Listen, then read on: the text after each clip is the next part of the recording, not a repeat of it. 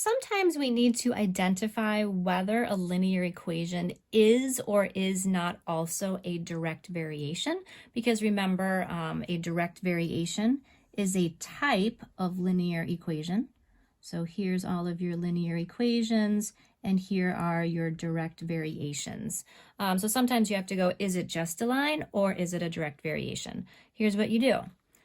You can do an XY table and then go ahead and check if all of the ratios are the same. That can be a little bit time consuming. Easier way would be just solve the equation for x. So get it into y equals mx plus p form, slope-intercept form.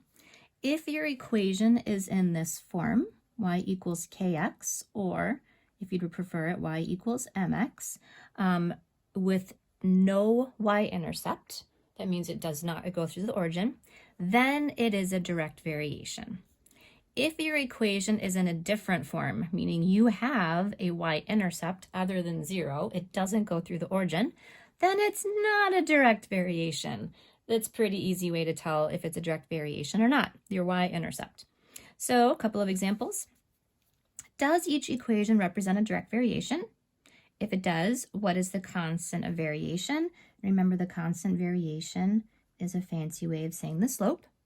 So in A, I have 7y equals 2x. I don't have this solved for y, so I'm going to solve this for y.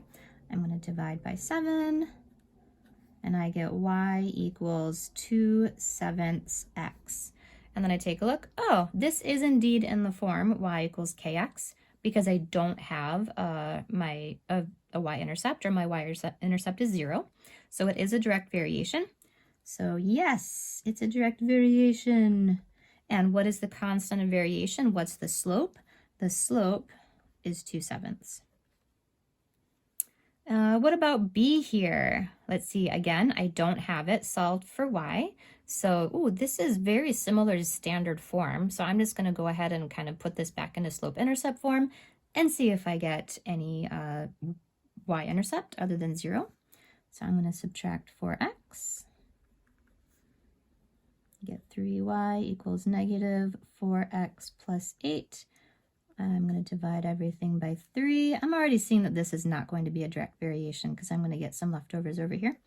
Y equals negative 4/3 x plus 8/3. So again, I do have a slope of negative 4/3, but I have a y-intercept. This line is not going to go through the origin. So it is a line, yay!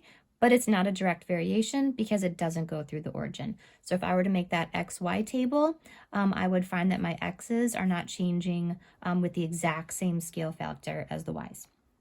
Go ahead and pause the video, do numbers 1 through 6, and then check back to see if you get the answers right.